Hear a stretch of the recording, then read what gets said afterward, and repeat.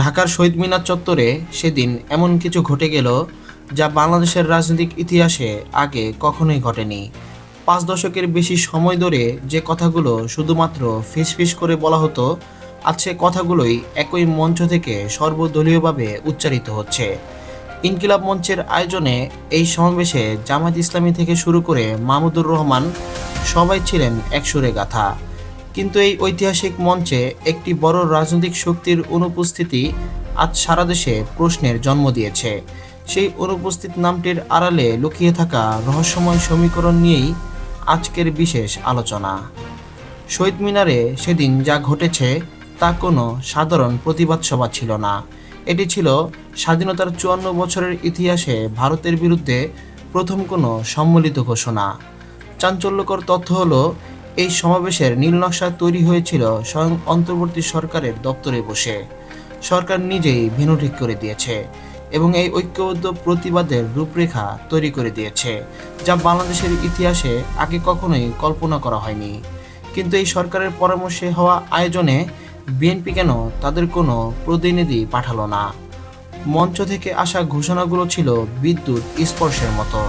হাসনাত আবদুল্লাহ যখন বললেন, ভারত যদি খুনি হাসিনাকে ফেরত না দেয় তবে ভারতের সাথে কূটনৈতিক সম্পর্ক স্থগিত করা হবে এবং ভারতীয় দূতাবাস বন্ধ করে দেওয়া হবে, তখন পুরো সমাবেশ স্তব্ধ হয়ে যায়।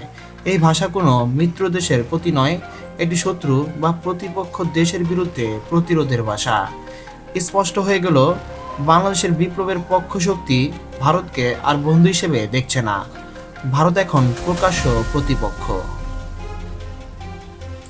হাসনাত আবদুল্লাহর সবচেয়ে বিস্ফোরক মন্তব্যটি ছিল, ভারত যদি বাংলাদেশের সার্বভৌমত্ব না মানে তবে বাংলাদেশ ভারতের বিচ্ছিন্নতাবাদীদের আশ্রয় দিয়ে 7 সিস্টার্স আলাদা করে দেবে।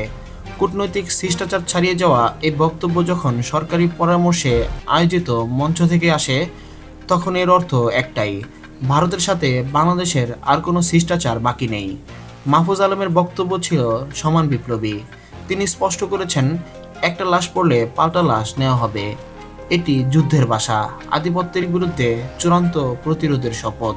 প্রশ্ন উঠছে, বিএনপি কেন এই সমাবেশে নেই? শোনা যাচ্ছে, সরকারের দপ্তরে যখন এই পরিকল্পনার বৈঠক হয় তখন বিএনপিও সেখানে ছিল, কিন্তু শেষ মুহূর্তে মির্জা ফখরুল বা দলের কোনো বড় নেতাকেই দেখা গেল না। বিশ্লেষকরা বলছেন, ভারতের বিরুদ্ধে এমন কঠোর অবস্থান নেওয়া বিএনপির পক্ষে সম্ভব নয়। তারা হয়তো মনে করে ভারত হচ্ছে শেখ হাসিনার রক্ষক, আর সেই ভারতের বিরাগভাজন হওয়া তাদের জন্য ঝুঁকির।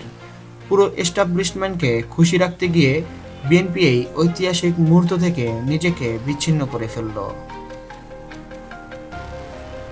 শরীফ ওসমান হাদির নাম এই পুরো ঘটনায় বারবার আসছে। হাদি ছিলেন জুলাই বিপ্লবের একজন জানবাজ যোদ্ধা।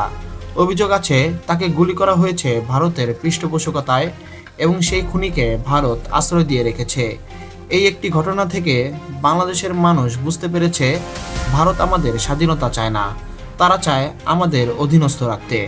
৫৪ বছর ধরে যে ভারত বাংলাদেশের রাজনীতি ও অর্থনীতিতে হস্তক্ষেপ করেছে, আজ প্রথমবারের মতো তার বিরুদ্ধে তরুণ প্রজন্ম সম্মিলিতভাবে না বলে দিয়েছে। এখন দেখার বিষয়, সরকারের পরামর্শে হওয়া এই ঘোষণার বাস্তবায়ন কতটা হয়। ডক্টর ইউনূস কি এই সমাবেশের ফুটেজ ভারতের সাথে দর কষাকষিতে ব্যবহার করবেন?